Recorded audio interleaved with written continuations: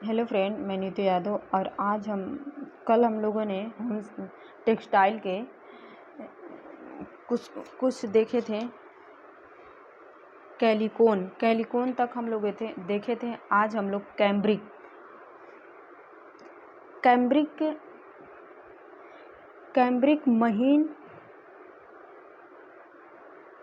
Cambric महीन सादी बुनाई वाले सूती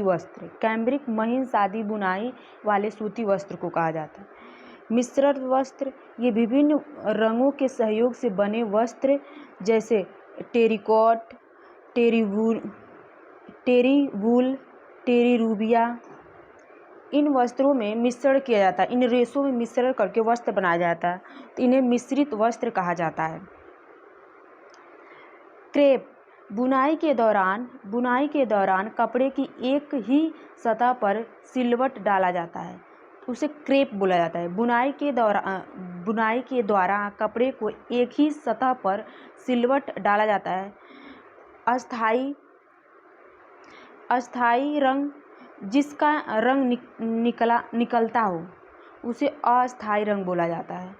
अस्थाई रंग जिसका रंग निकलता हो। फनोनेल सूती वस्त्र ऊनी रेशों के सहयोग से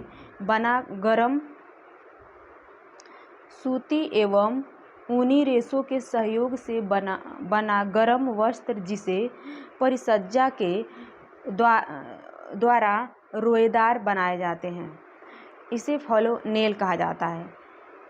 कुछ वस्त्र में रोए निकले होते हैं रेशों में, उन्हें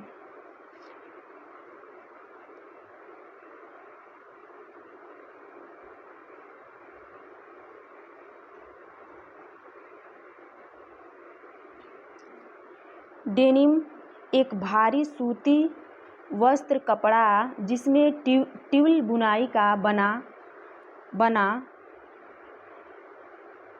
तथा नीले रंग के धागे का ताना होता है। डेनिम अपघर्षण रेशों या वस्त्रों की रगड़ एवं घर्षण सहन करने की क्षमता, उसे अपघर्षण कहते हैं। रेशों या वस्त्रों की रगड़ एवं घर्षण सहन करने की क्षमता। मुलायम करना ताने से छाल अलग करने के लिए नमी पानी या ओस में गलाना। मुलायम करना तने से छाल अलग करने के लिए नमी पानी या ओस में गलाना, उसे मुलायम वस्त्र को गलाकर मुलायम करके बनाया जाता है, तो उसे मुलायम कहा जाता है। कताई तथा झड़ाई भेड़ के शरीर से बाल उतारा जाता है, उसको छटाई किया जाता है, उसका रेशा तैयार होता है। सफाई करना फ्रेंड, यहाँ से क्वेश्चन बना है। कटाई सफाई ऊनी रेशों की सफाई करना, खींचकर निकालना, धागे को महीन एवं और भी अधिक बारीक करने के लिए खींचकर निकाला। नमी ताप एवं दाब द्वारा ऊनी वस्त्र को आपस में उलझाकर जमाना, नमदा उसे बोला जाता है। खींचा ऊन मृत भेड़ के शरीर से जो ऊन प्राप्त होता है, उसे खींचा ऊन बोला जाता है।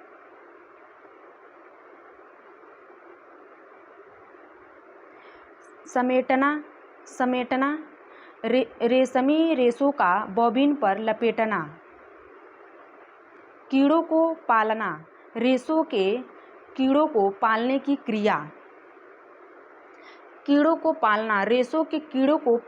क्रिया। रेशमी ऊनों कीड़ों को पाला जाता है, उसके कीड़ों से रेशम निकाला जाता है। गोंद हटाना रेशमी रेशों से गोंद हटाना। फ्रेंड यहाँ से क्वेश्चन पूछा है। ताप सुनम्य रेशो, ताप प्रभावित होने वाला रेशा, ताप में प्रभावित होने वाला रेशा। ढाका की मलमल, ढाका की मलमल, ढाका बंगाल में निर्मित अत्यधिक सूक्ष्म एवं बारीक वस्त्र जिसकी प्रसिद्ध विश्व के अनेक देशों में व्याप्त थी।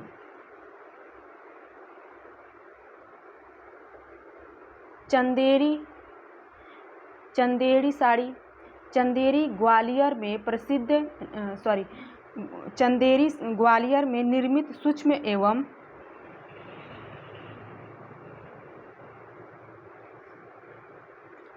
एवं महीन साड़ी है। इसे पल्लू एवं बॉर्डर रेशमी धागे से बनाया जाते हैं। बनारसी साड़ी, बनारस उत्तर प्रदेश में निर्मित सुंदरता एवं वैभवशालीता के लिए प्रसिद्ध रेशमी साड़ी जिस पर सोने चांदी के तारों से बॉर्डर पल्लू अथवा पूरी साड़ी में नमूने बनाए जाते हैं।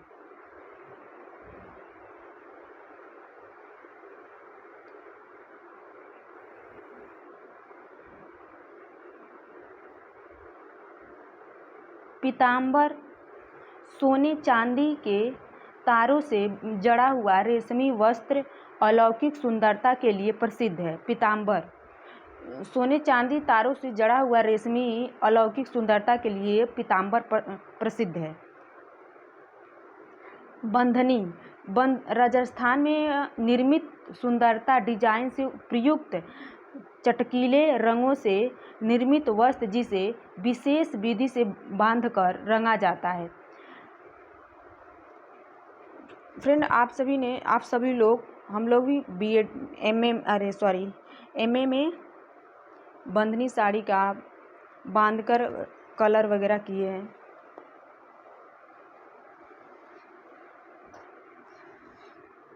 पटोला, गुजरात में निर्मित वस्त्र चटकीले भड़कीले रंगों में उपलब्ध होते हैं जिन्हें विवाहिक के लिए शुभ माना जाता है।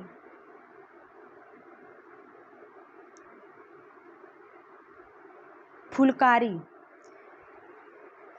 रफ्फू टाकों के प्रयोग से निर्मित विभिन्न डिजाइन से युक्त वस्त्र जिसके माध्यम से भ्रम या कांच के टुकड़ों का काज टाके से लगा रहता है।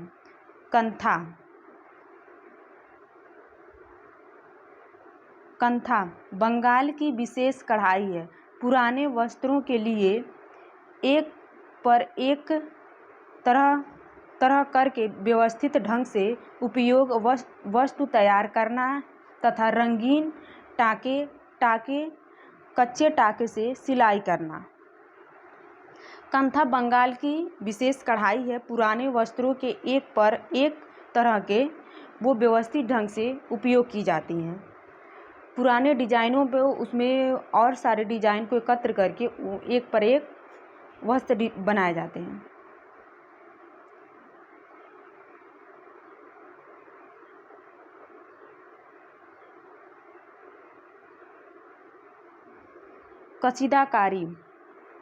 कसीदाकारी पश्चिमी साला कश्मीरी कढ़ाई का सुंदरता नमूना। ये कश्मीरी कढ़ाई की सुंदरता नमूना है कसीदाकारी। चंबा कढ़ाई, हाथ से की जाने वाली विभिन्न प्रकार की कढ़ाई, चंबा कढ़ाई। बंधेज, वस्त्र को बांधकर रंगना, बंधेज कहे जाते हैं। वस्त्र को बांधकर रंगना बंधेज। काढ़ापन देने वाले वस्त्र, काढ़ापन देने वाले वस्त्र, वस्त्र का स्टार्च या गोंद का अलफ देना। कोई साड़ियाँ चाहे कोई वस्त्र हो कड़क होती हैं, लोग बोलते हैं बहुत ज़्यादा कड़क है, उसे काढ़ापन देने वाली पदार्थ होते हैं। वस्त्र पर स्टार्च या गोंद का कलफ देना होता है तो वो कड़क हो जाता है। साबुनीकरण, वसा का क्षार द्वारा साबुन का निर्माण। साबुनीकरण, ये वर्षा का क्षार द्वारा साबुन का निर्माण किया जाता है।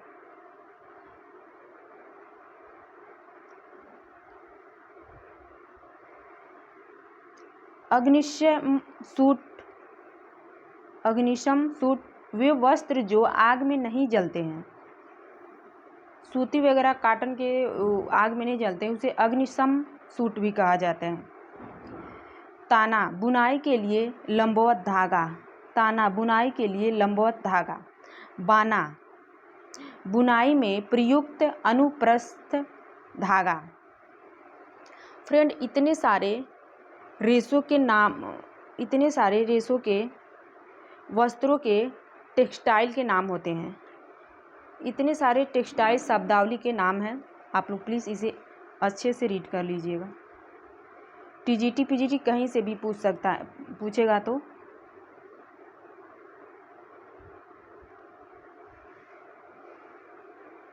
रेशे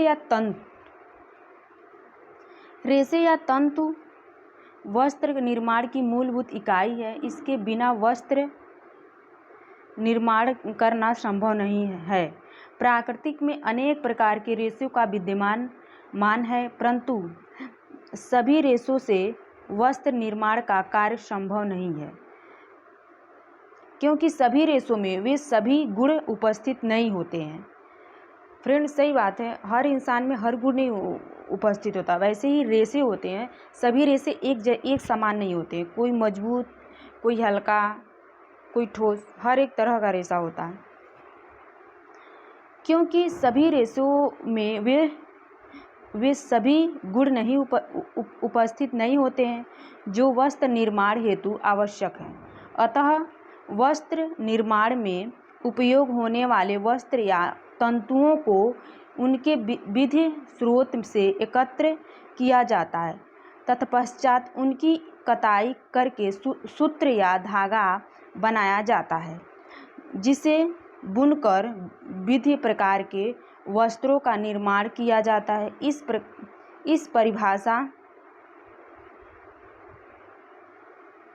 इसकी परिभाषा को इस प्रकार से समझा जा सकता है। फ्रेंड, हमें रेशे के तंत्र को इसके परिभाषा के अनुसार ही समझ सकते हैं। ये हर रेशा एक समान नहीं होता, सब अलग अलग होते हैं। ये परिभाषा बता रहा है इसका। रेशे या तंतु, सूत या धागा, वस्त्र, परिधान। ये रेशे के तंतु, रेशे या तनु, सूत या धागा, वस्त्र या परिधान, इसे बोला जाता है रेशे या तंतु को। रेशे की रचना पहचान। विभिन्न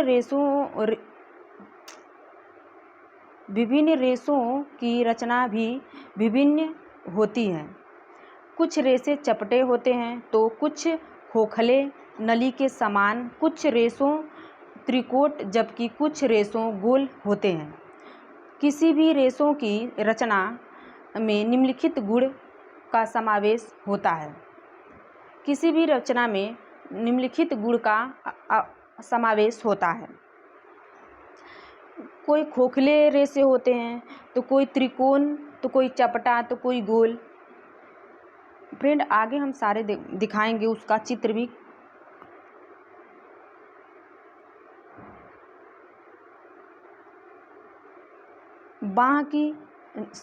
रेशों की बाह्य रचना है। फ्रेंड, यहाँ से क्वेश्चन पूछा गया था।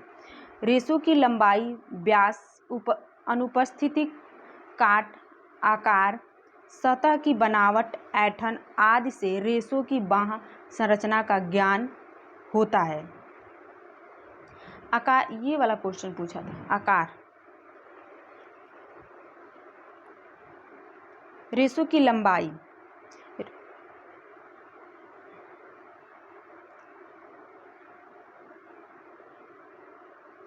रेशों की लंबाई लंबाई की दृष्टि से रेशे 3 प्रकार के होते हैं।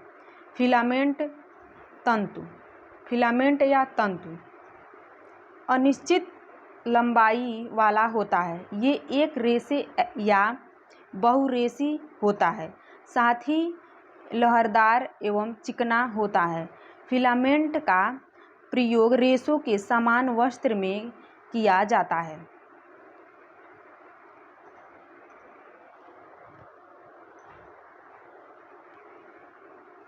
बहुरेशी या साथ ही लहरदार एवं चिकना होता है। फिलामेंट का प्रयोग रेशों के समान वस्त्रों में किया जाता है।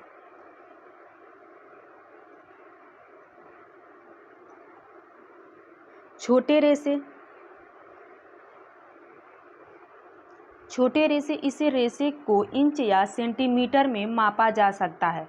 इनकी लंबाई 3 से 4 इंच से 18 इंच तक का होता है। रेशों को छोड़कर अन्य सभी प्राकृतिक तंतु छोटे रेशों के रूप में ही पाए जाते हैं। छोटे रेशों का उपयोग धागा या ऊन के समान वस्त्रों में किया जाता है। इन छोटे रेशों को स्टेपल रेशा कहते हैं।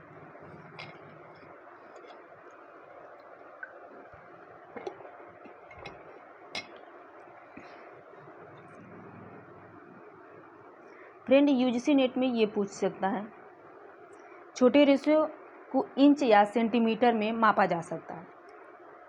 पूछ देगा कि इंच या सेंटीमीटर। ये टीजीटी पीजीटी में पूछ सकता है, लंबाई इंच।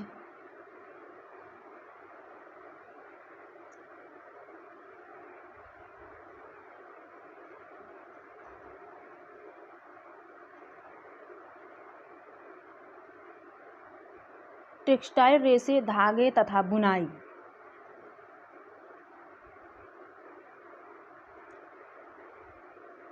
टेक्सटाइल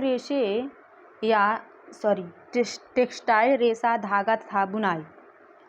रेशों की रस्सी हजारों मानव निर्मित तंतुओं की स्थिर रस्सी होती है, जिसकी निश्चय ऐंठन होती है। इनका आकार आवश्यकतानुसार कम या अधिक किया जा सकता है। विभिन्न तंतुओं की लंबाई का विवरण निम्नलिखित तालिका में दिया गया है। इसकी लंबाई की गणना तालिका में दिया गया। ये तंतु है लंबाई। ये कपास की लंबाई 0.5 से 2.15 इंच होता है, कपास की लंबाई। रेशम 600 से 1000 गज रेशम की लंबाई। ऊन 2 से 16 इंच का ऊन। फ्लैक्स 12 से 20 इंच का फ्लैक्स।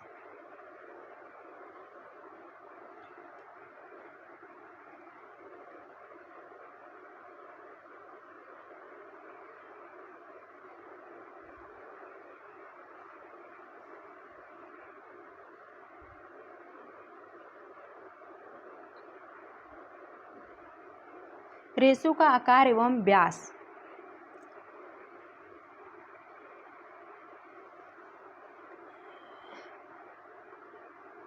इसके द्वारा तंतु का भौतिक रूप निर्धारित किया जाता है अथवा हाथ में लेने पर कैसा अनुभव हो रहा है आदि। प्राकृतिक तंतुओं आकार और विकास में एक समान नहीं होता। इन तंतुओं में महीनता एक प्रमुख विशेषता होती है। ये महीन तंतु नरमपन, मुलायम और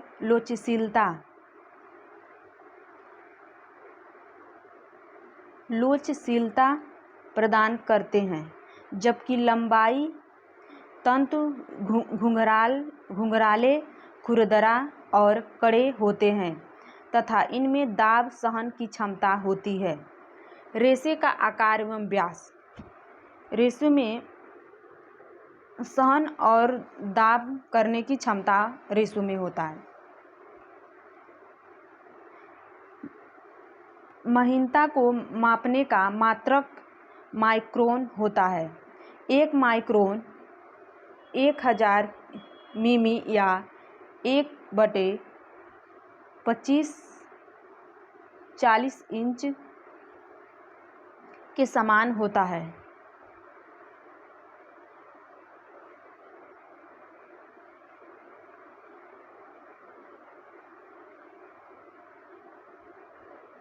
मानव निर्मित तंतुओं की महीनता को डेनियर में मापा जाता है। इसका निर्धारण 900 में धागे या तंतुओं के वजन द्वारा किया जाता है। फ्रेंड, ये वाला क्वेश्चन 2015 में पूछा गया था यूजीसी नेट में। इसको भी डेनियर।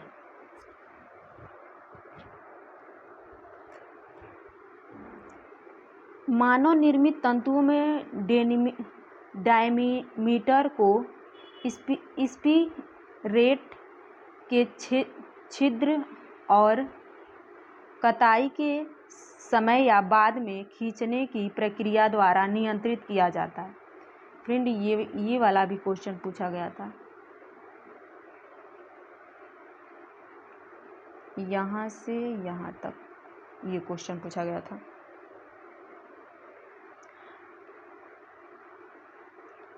महीन कपास, रेशे या ऊन 1 से 3 डेनियर, ऊन या अल्फा 5 से 8 डेनियर और गीले चेन की ऊन का आकार 15 डेनियर होता है। गीले चेन की ऊन का आकार 15 डेनियर होता है। जो गीला ऊन हो जाता है ना, उसको जब घिंचा होता है तो 15 डेनियर हो जाता है।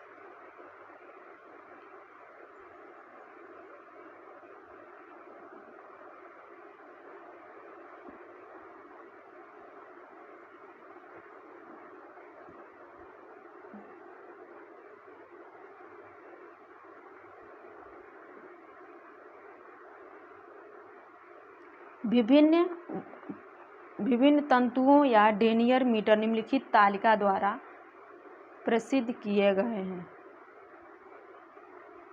Denier metre.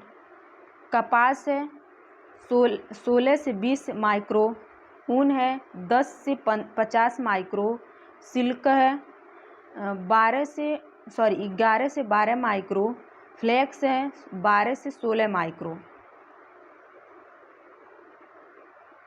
फ्रेंड, ये टीजीटी पीजीटी में पूछ सकते हैं, ये सब टीजीटी पीजीटी। कपास ऊन के डायोमीटर।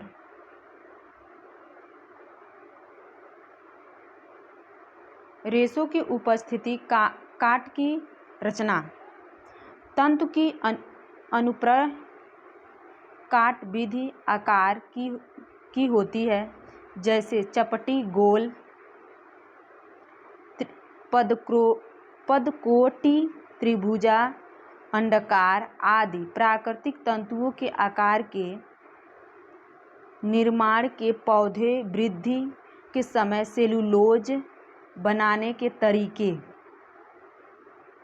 तंतु में प्रोटीन के निर्माण तथा कीट के छिद्र के आकार पर निर्भर करता है।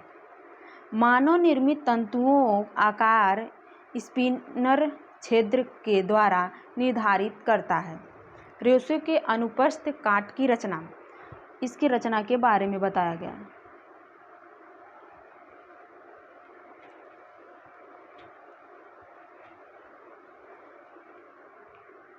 ये चपटी, गोल, पदकोट, त्रिभुजाकार, अंडाकार आदि प्राकृतिक तंतुओं के आकार के निर्माण में पौधों के वृद्धि के समय सेलुलोज बनाने के तरीके।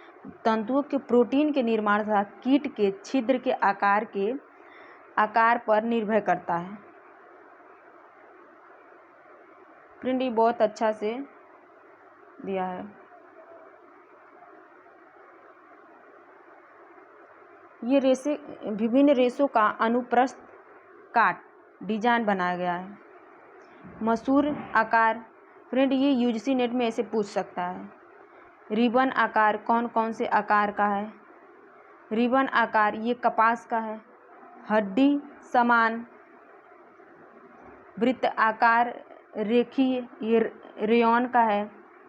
ये रेयॉन का है। ये कपास का आकार है। ये रेयॉन का है। खोखली नली के समान ये जो खोखला वाला नली ऊन होता है उसके समान का। वृत्त आकार नैलॉन ये नैलॉन का आकार है। बहुसतही ये त्रिकोटी अभी हम लोग पढ़े हैं त्रिकोटी त्रिकोट वाला ये त्रिकोट वाला। झिरीदार झिरीदार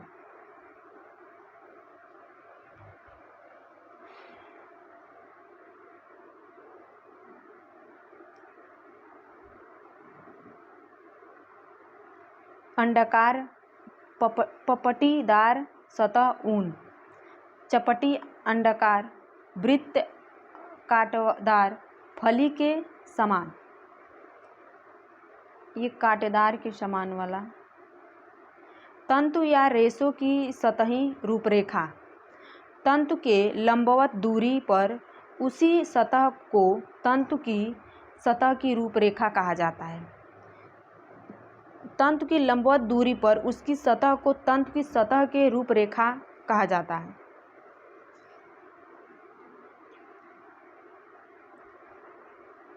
प्रातः तंतु या रेशों की सतह की रूपरेखा रोमयुक्त, खुरदरा, दरयुक्त या चिकनी होती है। रेशे में ये रूपरेखा रोमयुक्त, खुरदरा, दांतयुक्त या चिकनी होती है। ये 4 प्रकार की होती हैं।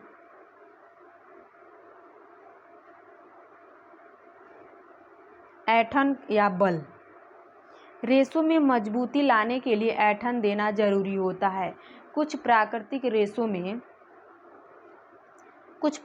रेशों में जैसे कपास के रेशों में प्राकृतिक रूप से ऐंठन होती हैं। जैसे रेशों मजबूत एवं टिकाऊ होते हैं। कपास के रेशे मजबूत और टिकाऊ होते हैं, परंतु रेशे जिन ऐंठन नहीं होते हैं वे निर्बल होते हैं। परंतु कुछ रेशे जिनमें ऐंठन नहीं होते हैं वे निर्बल होते हैं। सभी मानवकृत रेशे ऐंठन देकर उन्हें बटा जाता है तथा तब वस्त्र का निर्माण किया जाता है। जो ऐंठन वाला नहीं होता है वो मजबूत उतना नहीं होता, और जो ऐंठन वाला होता है वो मजबूत होता है। तो कुछ वस्त्र को बनाया जाता है तो ऐंठा जाता है।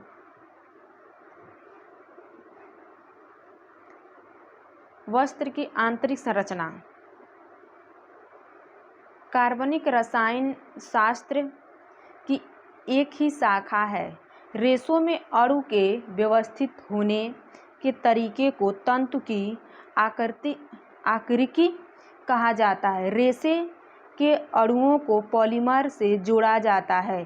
पॉलीमर से बनी वस्तु में बड़े किंतु कम अणु होते हैं। पॉलीमर छोटे अणु मोनोमर कहते हैं। मोनोमर 2 सिरों के मध्य एवं श्रृंखला में जोड़े रहते हैं। वस्त्र निर्माण में प्रयुक्त होने वाले रेशे कई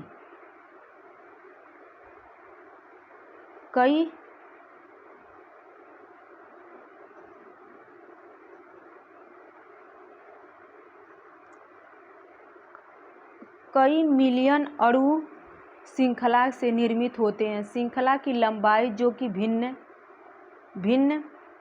रेशों की लंबाई के अनुसार विभिन्न होती हैं को पॉलीमराइजेशन का अंश कहा जाता है। उसे पॉलीमराइजेशन का अंश भी कहा जाता है। जितने अधिक यूनिट मिलकर श्रृंखला बनते हैं उतने ही अधिक अंशों में पॉलीमराइजेशन होता है। लंबाई श्रृंखला उच्च अंशों में पॉलीमराइजेशन और रेशे की मजबूती को दर्शाती है। कपास के रेशों में 1000 से अधिक अणु की श्रृंखलाएं होती हैं, जबकि यकृत रेशों में रेयान में 350 अणुओं की श्रृंखलाएं पाए जाते हैं। कपास में 1000 से अधिक अणु की श्रृंखलाएं पाई जाती हैं, और जबकि यकृत यानी रेयान 350 अणु की श्रृंखला पाई जाती है। यकृत रेशे रेयान को ही बोला जाता है। पॉलीमराइजेशन और रेशे की मजबूती को दर्शाता है कपास रेशे।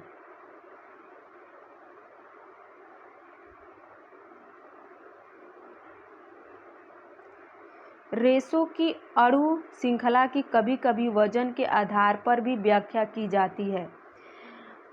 आणविक भार, तंतु की दृष्टि से खिंचाव क्षमता तथा तंतु में गांठ पड़ने का आकार होता है। आणविक भार को आंतरिक विस्कोटिक के रूप में अभिव्यक्त किया जाता है। विस्कोटिक परीक्षणों द्वारा निर्धारित किया जाता है। विस्कोटिक अर्थात उच्च वणिक भार या लंबिक वणिक श्रृंखला है। विस्कोटिक का अर्थ है कि उच्च वणिक भार लंबी अवणिक श्रृंखला। कुछ रेशे लंबी होते हैं ना, उसका भार बहुत वजन होता है, उसी को ये बता रहा है कि विस्कोटिक अर्थ मतलब उच्च वणिक भार या लंबी वणिक श्रृंखला है।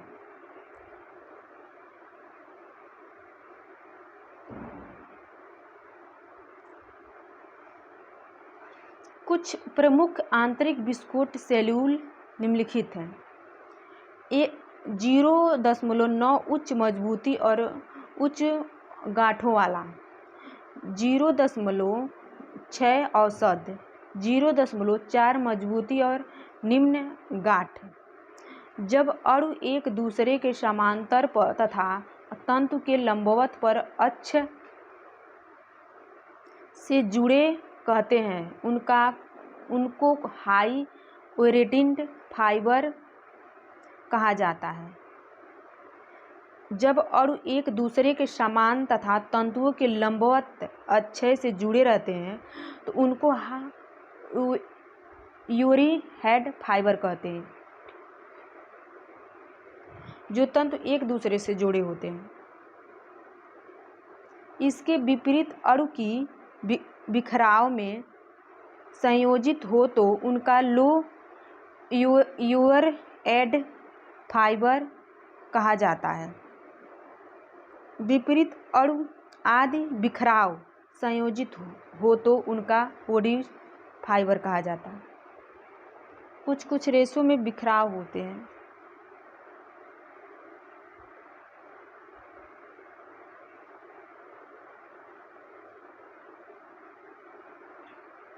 अनेक तंतुओं में अणु सीधे श्रृंखला में बाधित करते हैं, जैसे तंतु की रेशा, प्राकृतिक रासायनिक बंध क्षमता, आर्द्रता और अवशोषण क्षमता आदि तंतुओं में अणु परस्पर समांतर या समीप होते हैं तो वे क्रिस्टलिक संरचना कहते हैं, जबकि दूसरे दूर हो तो बीच का रिकॉव स्थान एमोरफ रचना कहा जाता है।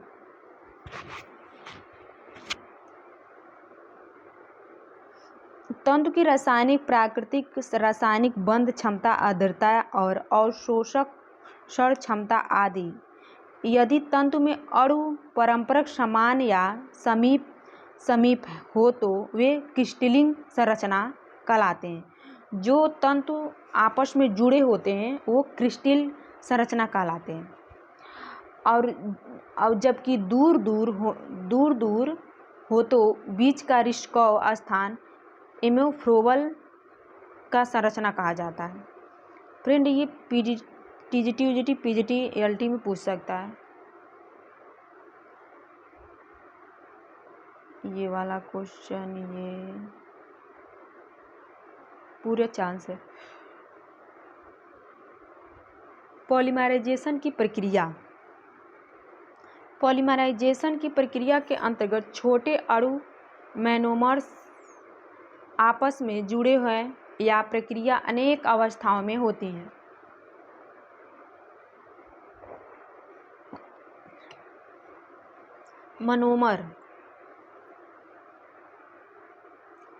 मोनोमर पॉलीमराइजेशन प्रक्रिया के सबसे छोटे इकहरे अणु हैं।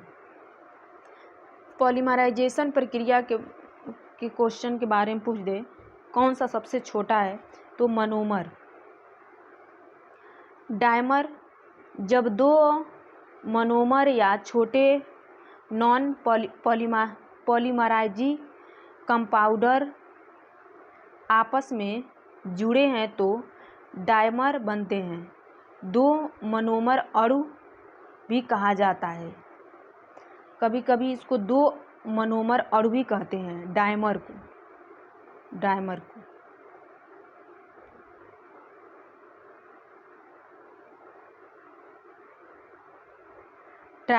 ट्रायम, एक ड्रायम और एक मोनोमर के आपस में जुड़ने पर ट्रायम बनते हैं। जब ये ड्रायम और मोनोमर जब आपस में जुड़ते हैं तो ये ट्रायमर बनते हैं। ये तीन मोनोमर अणु भी कहा जाता है, इसको तीन मोनोमर अणु भी कहते हैं। ट्रायमर को तीन मोनोमर अणु भी कहते हैं। ट्रेटम, दो ड्राइमर आपस में मिलकर ट्रायमर बनते हैं, जिसे चार मोनोमर अणु रचना भी कहा जाता है। इसको चार मोनोमर अणु भी कहा जाता है। इसी प्रकार श्रृंखला आगे भी चलती रहती है।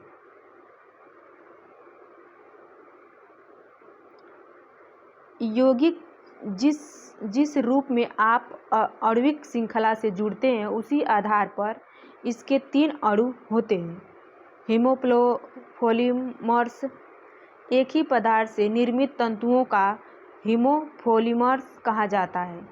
एक ही पदार्थ के निर्मित तंतु को होमोपॉलीमर्स कहा जाता है। कोपॉलीमर्स, दो पदार्थों से निर्मित तंतु को पॉलीमर्स कहा जाता है। ग्राफ पॉलीमर्स, इनमें तंतुओं की साइट की श्रृंखला अणुओं की पिछली श्रृंखला से जुड़ी रहती है, जो कि अणु की श्रृंखला को अधिक खुली रचना प्रदान करती है तथा रंगों की ग्रह क्षमता में वृद्धि करती है।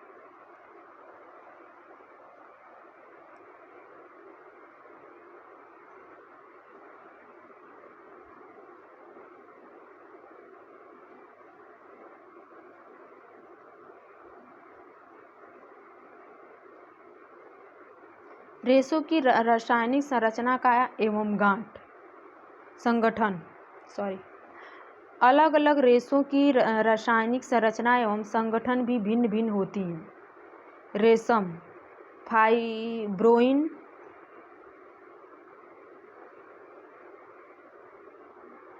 C24H38, O8, W8N, ये रेशम फाइबर का सूत्र है। कपास को सेलुलोज भी कहा जाता है और रेशम को फाइबर।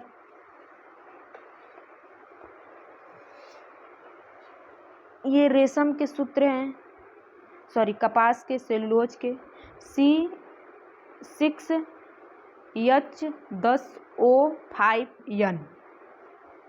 ऊन,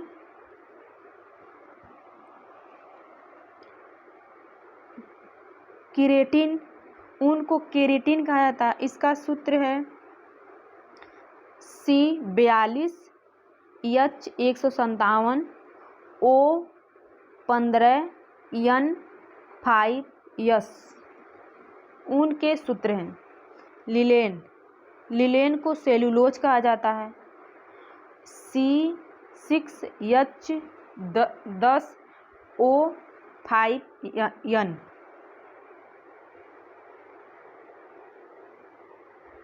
जहाँ N उच्च संख्या है उसे C कार्बन है, इसमें C कार्बन है, इसमें C कार्बन, इसमें C कार्बन। जहाँ H हाइड्रोजन, O ऑक्सीजन है, H हाइड्रोजन, O ऑक्सीजन है, H इसमें O ऑक्सीजन है, इसमें भी तो नहीं, इसमें O ऑक्सीजन है। कपास में सेलुलोज में O ऑक्सीजन है और लिलेन में भी O ऑक्सीजन है। N हाइड्रोजन, S सल्फर गंध, S सल्फर गंध, ऊन में सल्फर गंध है, ऊन में सल्फर गंध है। फ्रेंड यहाँ से क्वेश्चन बन सकता है, ये परमाणु समूह में रहते हैं जैसे कि सूत्र में बताया गया है और प्रत्येक लंबाई श्रृंखला वाले अणु इन समूहों के सिर पे से दूसरे सिर तक जुड़े पर बनते हैं। चित्र कपास, लिनेन, ऊन, रेशे एवं नायलॉन तंतुओं का लंबवत बैकबोन श्रृंखला वाले अणु की रचना।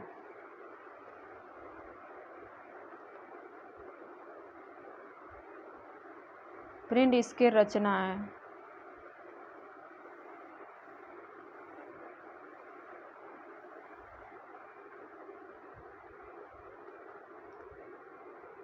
ये वाला है रेशम के, ये वाला रचना कपास के और ये नायलॉन के।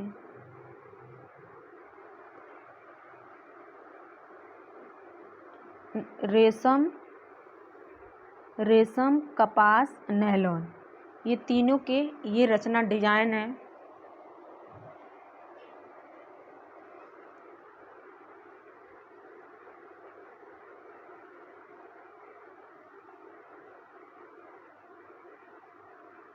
मानव रेशे जैसे,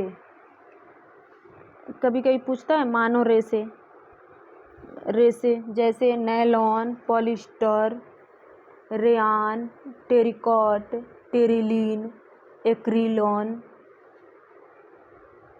आदि रेशे रासायनिक संगठन एवं संरचना से भी भिन्न भिन्न होते हैं। ये मानवकृत रेशे हैं फ्रेंड, जैसे nylon, polyester, rayon, tericot, terylene, acrylon, ये मानव निर्मित रेशे हैं। रासायनिक संरचना से गुण के प्रभावित होते हैं, इसीलिए रेयॉन के रेशों में अधिक आर्द्रता अवशोषित करने की क्षमता पाई जाती है। इसीलिए रेयान के रेशे में अधिक क्षमता आर्द्रता वाले रेशे पाए जाते हैं, उसे कहा जाता है। तो दूसरी ओर नायलॉन, पॉलिस्टर रेशों में क्षमता बहुत कम पाई जाती है। फ्रेंड नायलॉन और पॉलिस्टर रेशे में क्षमता बहुत कम पाई जाती है इन दोनों में। वस्त्रों की रेशों के गुण, विभिन्न प्रकार के वस्त्र के निर्माण में प्रयुक्त होने वाले रेशे निम्नलिखित गुण आवश्यक रूप से होने चाहिए।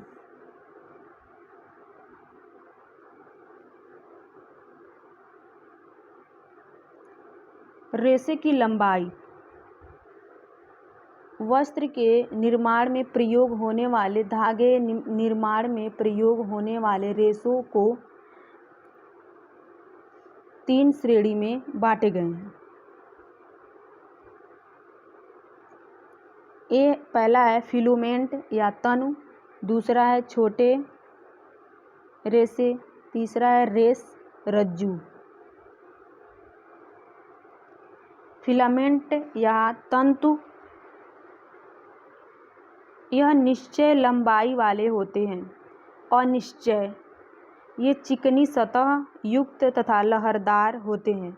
लंबाई तंतुओं से बड़ी किस्म का कपड़ा बुना होता है। अनिश्चय लंबाई होते हैं, इसमें ज़्यादा लंबाई नहीं होता है। ये चिकनी सतह युक्त लहरदार होते हैं। लंबाई तंतुओं और बढ़िया किस्म का कपड़ा बुना जाता है इससे, फिलामेंट से। छोटे रेशे के अतिरिक्त अन्य सभी प्राकृतिक तंतु छोटे रेशे के रूप में पाए जाते हैं। स्टेपलों या छोटे तंतुओं से प्राप्त घटिया किस्म का कपड़ा बुना जाता है। छोटे रेशों के अतिरिक्त में इसमें बढ़िया कपड़ा नहीं बुना जाता है, इसे घटिया किस्म का कपड़ा बुना जाता है। रेस रज्जु, रेस रज्जु ये हजार मानव निर्मित तंतुओं की ढीली रस्सी होती है जिसमें अनिश्चय ऐंठन होते हैं। वस्त्र के निर्माण के लिए लंबे रेशों से युक्त माना जाता है। रेशा रज्जु को इसमें अनिश्चय ऐंठन होती है, ये सबसे लंबी रेशा इसको माना जाता है रेशा रज्जु को। रेशा का चिकनाई उसकी लंबाई पर निर्भर करती है। लंबाई से बने वस्त्र अधिक मजबूत भी होते हैं। चिकनाई उसकी लंबाई पर निर्भर करता है।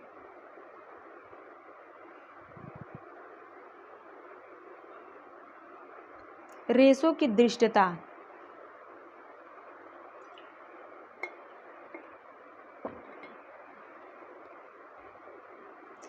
किसी रेशों को तोड़ने के लिए जितनी शक्ति लगाने की आवश्यकता होती है उसे रेशों की दृष्टि कहते हैं। रक्षा सूत्र वगैरह आप लोग देखते हैं, उसको तोड़ने के लिए बहुत ज़्यादा मेहनत की होती है, तो उस रेशों को हम दृष्टि रेशा कहते हैं। कम शक्ति लगाकर रेशा टूट जाए तो वह कमज़ोर रेशा कहलाता है। जो बहुत जल्दी रेशे टूट जाते हैं उसे कमज़ोर रेशा कहा जाता है।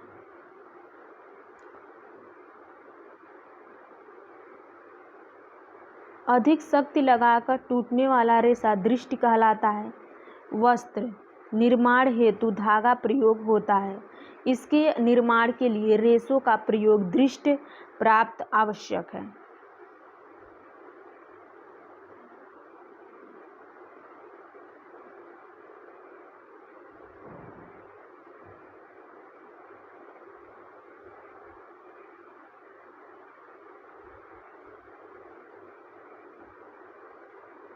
टेनिसिट ग्राम प्रति डेनियर। सूक्ष्म स्थिति आर्द्रता तंतु। रेशे 4 से 5 शुक्र स्थिति है। आर्द्रता उसमें 3.9 है। कपास में 4.0 है। सूक्ष्म स्थिति शुष्क आर्द्रता इसमें 5.0 है। फ्लैक्स 5.5, 6.5, ऊन 1.5, 1.0, नायलॉन 6.0, 9.5, 5.0, 8.0, सीटीट 1.2, 1.5, 0.8, 1.2 प्रति डेनियर है। इस रेशों के रेशम, कपास, फ्लेक्स, ऊन, नायलॉन, सेटीटेट।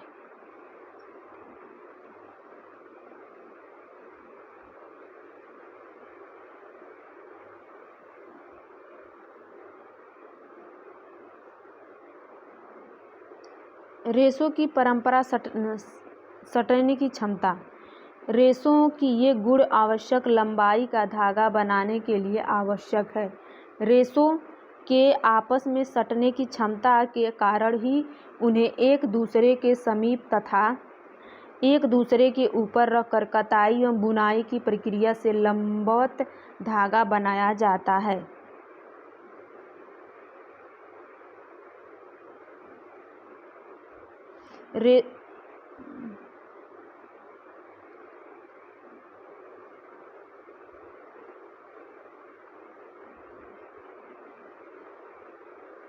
रेशों का लचीलापन। किसी रेशों के बिना टूटे मोड़ने की क्षमता को उसकी लोचशीलता या लचीलापन कहा जाता है। फ्रेंड 2023 जो फरवरी में एग्जाम हुआ था, यहाँ से क्वेश्चन पूछा था। लचीलापन, लोचशीलता या लचीलापन कहा जाता है।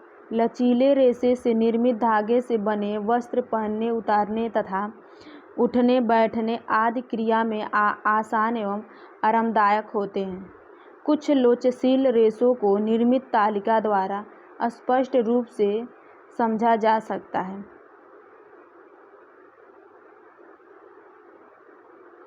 लोचशीलता तंतु प्रति प्राप्त 2 से 50% खिंचाव होने पर। रेयान 54, कपास 75, ऊन 99, रेशम 92, एक्रिलिन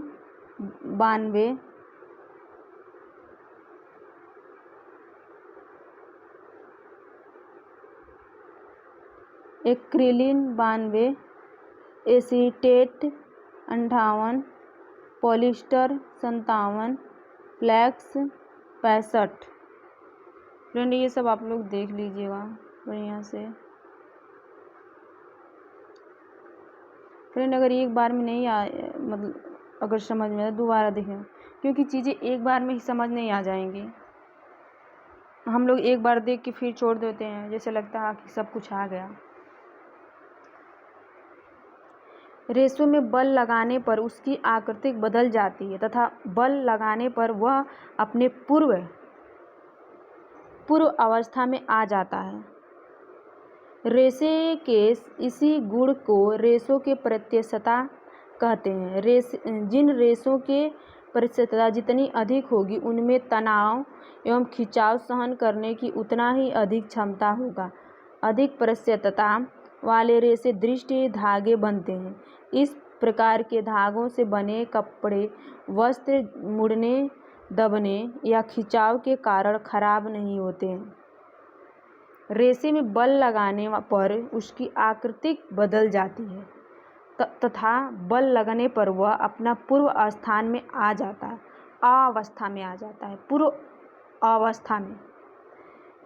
रेशों के इस गुण को रेशे के प्रत्यक्षता कहते हैं। जिन रेशों के प्रत्यक्षता जितनी अधिक होगी उनमें तनाव एवं खिंचाव सहन करने की क्षमता उतना ही अधिक क्षमता होगा। अधिक प्रत्यक्षता वाले रेशे दृष्टि धागे के बने होते हैं।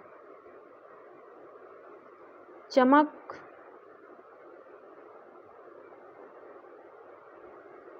रेशों में चमक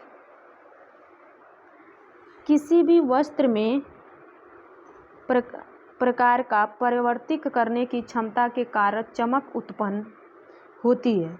रेशों की सतह जितनी अधिक चिकनी होगी उतना ही अधिक उसकी चमक होगी। यही कारण है कि रेशे या तथा कृत्रिम तंतु सूती तंतु से अधिक चमकयुक्त होते हैं।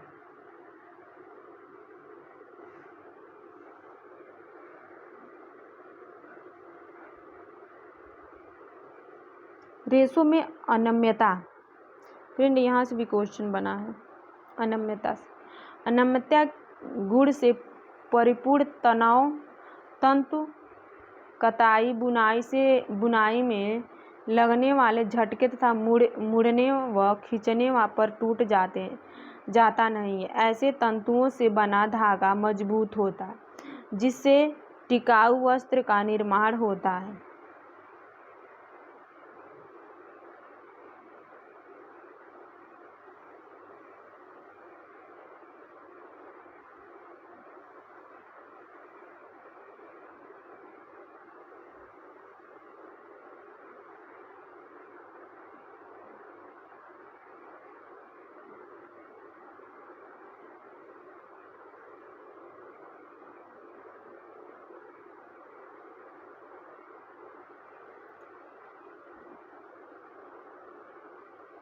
फ्रेंड थोड़ा सा ये तो दिक्कत हो गई। रेशों का वर्गीकरण। वस्त्र निर्माण के लिए विभिन्न प्रकार के रेशों का प्रयोग किया जाता है। इनमें से अनेक रेशे तो अति प्राचीन काल से ही मनुष्य को ज्ञात है। ये रेशे आज भी उपयुक्त हैं। आज भी अपने मूल नाम से ही जाने जाते हैं। प्राचीन काल में मनुष्य की आवश्यकता सीमित थी, साथ ही वस्त्र निर्माण कला भी आरंभिक चरण में थी। अतः वस्त्र आदि के निर्माण के लिए प्राकृतिक रूप से पाए जाने वाले वस्त्र रेशे प्राप्त होते हैं।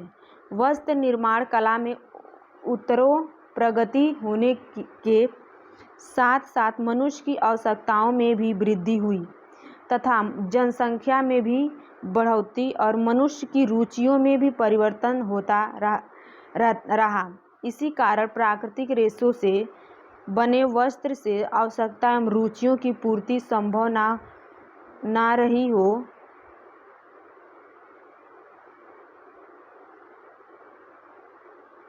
हो तो आधुनिक समय में अनेक कृत्रिम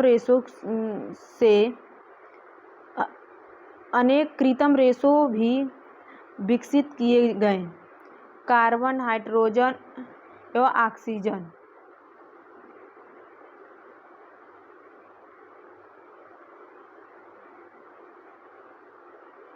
आदि के सहयोग से नाना प्रकार के रेशे विकसित होते रहे तथा ये प्राकृतिक निरंतर जारी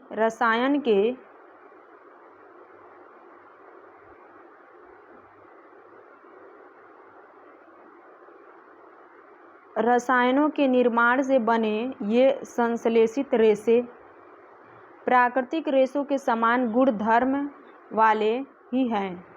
वर्ष 1960 से पूर्व तंतुओं का वर्गीकरण को लेकर कोई सटीक व्यवस्था उपलब्ध नहीं थी। रेशों के निर्माण अपने द्वारा निर्मित रेशों में मापने व्यापार नाम दे देते थे। जिस तंतुओं की पहचान में कठिनाइयां उत्पन्न हो रही थी, इसकी समस्या समाधान के लिए संयुक्त राज्य कांग्रेसिया ने 3 मार्च 1960 में वस्त्र तंतुओं का उत्पादन पहचाना। पहले जो भी रेशा उसका जो भी मर्जी होता था, लोग नाम दे देते थे। उसके बाद संयुक्त राज्य अमेरिका ने 3 मार्च 1960 में वस्त्र तंतु उत्पादन पहचान अधिनियम जारी हुआ। इसका पहचान कांग्रेसिया के द्वारा इसकी पहचान जारी हुई। इसके अनुसार सभी वस्त्र के लेबलों पर 50% से अधिक मात्रा वाले तंतुओं का नाम तथा प्रकार का उल्लेख करना अनिवार्य कर दिया।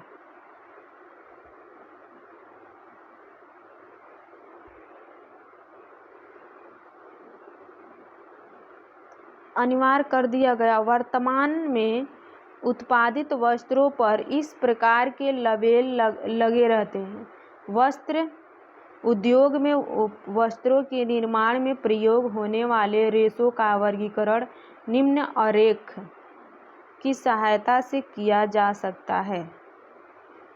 निम्न आरेख की सहायता से वर्गीकरण किया जा सकता है।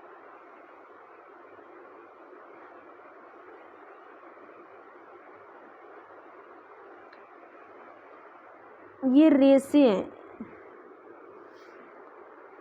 रेशे, यकृत रेशे, प्राकृतिक रेशे, विशिष्ट रेशे।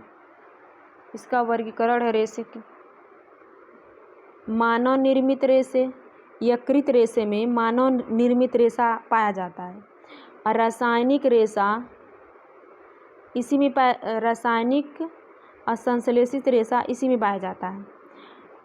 और मानव निर्मित रेशा में नाइट्रोजन, सेलुलोसन, विस्कोट रेयान और कॉम्प्रोमोनियम रेशा, ये मानव निर्मित में तीनों रेशे पाए जाते हैं। यकृत रेशे में 2 रेशे पाए जाते हैं, मानव निर्मित रेशे और रासायनिक संश्लेषित। अब मानव निर्मित रेशे में ये 3 रेशे पाए जाते हैं। ये रासायनिक संश्लेषित रेशे में ये पाए जाते हैं सारे रासायनिक, ये रेशे हैं सारे रासायनिक। नायलॉन, ऑरोनॉन, पॉलिस्टर, जेफरॉन, एक्रिलिन, सरन, माउक्रिलिन, स्पेंटर, ऑरेडिन, एलिंजर, पॉलीकार्बोनेट, विनयन, ये सारे रासायनिक संश्लेषण रेशे हैं। अब यकृत रेशे में देखते हैं। यकृत में वनस्पति, प्राणिज और खनिज 3 रेशे प्राकृतिक रेशे हैं। वनस्पति में देखते हैं। वनस्पति में कपास, जूट, लिनेन, नारियल, हेम्प, रेमी, सन, अवाका, सीसल, ये सारे रेशे वनस्पति रेशे हैं। ये सारे रासायनिक रेशे हैं। प्राणिज रेशे में रेशम, ऊन, ये 2 रेशे प्राणिज हैं, रेशम और ऊन। और खनिज हैं श्रवण, रजत और एबेस्टस, ये है खनिज 3। विशिष्ट रेशे, मिश्रित परिवर्तित बाल रेशे, ये तीनों मिश्रित परिवर्तित बाल रेशे विशिष्ट रेशे कहलाते हैं। कितने सारे तो यहाँ से वर्गीकरण से ही सॉल्व हो जाएंगे।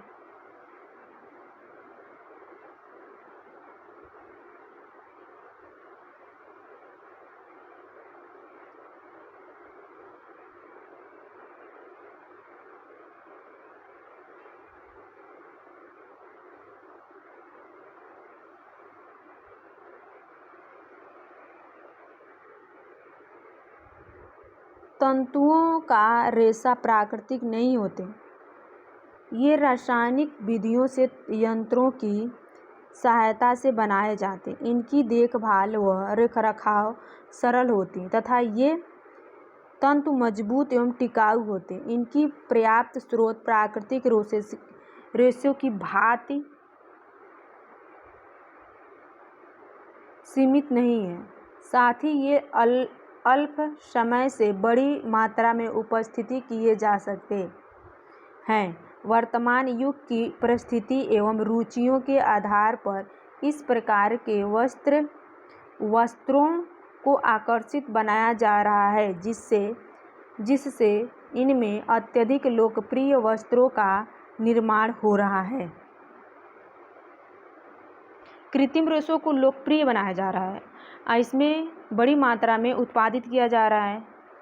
कृत्रिम मतलब कपास रेशे बड़े मात्रा में इसको, ये तंतु मजबूत एवं टिकाऊ होता है। कपास मजबूत एवं टिकाऊ होता है। रासायनिक विधियों से यंत्रों की सहायता से बनाए जाते हैं,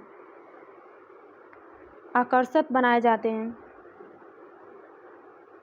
मानव निर्मित रेशों का सामूहिक रूप से रेयान कहा जाता है। मानव निर्मित रेशा को रेयान कहा जाता है। इसके निर्माण में लकड़ी या बांस के लुगदी तथा रसायनों की सहायता से कपास के घोल का प्रयोग किया जाता है। रेयान का शब्द अर्थ होता है जिस तल या सतह से प्राकृतिक परिवर्तित होता है। ये 3 वर्गीकरण किया जाता है, ये 3 वर्गीकरण में किया जाता है।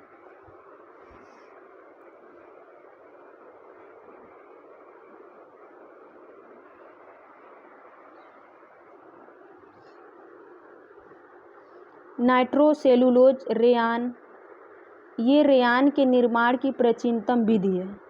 इसकी खोज 1844 में जर्जन एडमर्स ने की थी। इसकी विधियों का अंतर्गत कपास को गंध एवं नाइट्रिक अम्ल की प्रक्रिया से घोल किया जाता है। तत्पश्चात इसमें एथर या एल्कोहल का मिलाकर इसे स्पिरेंट से गुजारा जाता है, जिसे रेयान धागा प्राप्त होता है। अधिक खर्चीले होने के कारण अब इस विधि का व्यावसायिक उपयोग नहीं किया जाता है। ये अधिक खर्चीले होने के कारण अब इस विधि का व्यावसायिक उपयोग नहीं किया जाता। व्यावसायिक गांवों में इस विधि का उपयोग नहीं किया जाता है।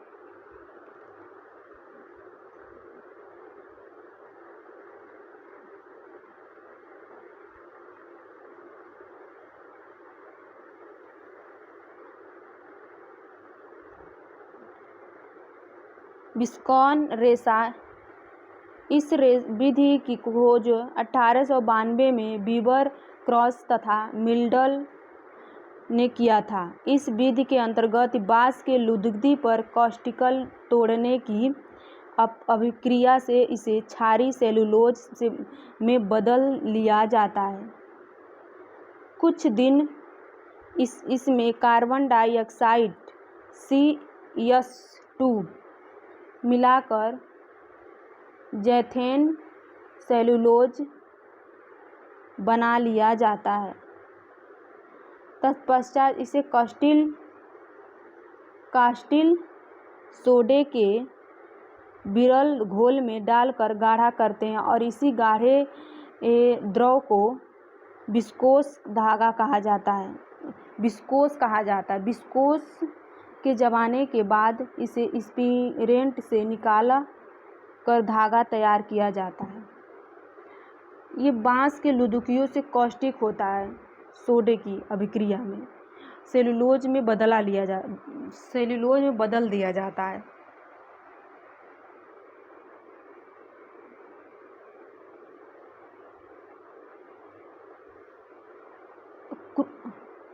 क्रुप्रोमोनियम रेशा, इस विधि का प्रयोग सर्वप्रथम 1890 में फ्रेंच रासायनिक शास्त्र LA देस्पिसीज ने किया था।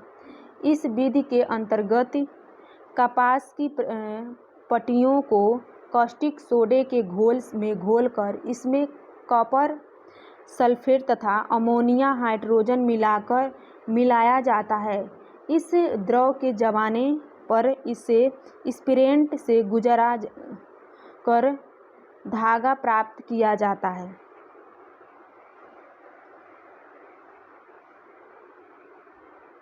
इसे घोला जाता है, घोलकर इसे कॉम्प्रेस सल्फ तथा अमोनिया हाइड्रोजन मिलाया जाता है। इसमें इस द्रव के जमने पर इसे स्पिरेंटर के गुजर कर धागा तैयार किया जाता है मशीनों द्वारा।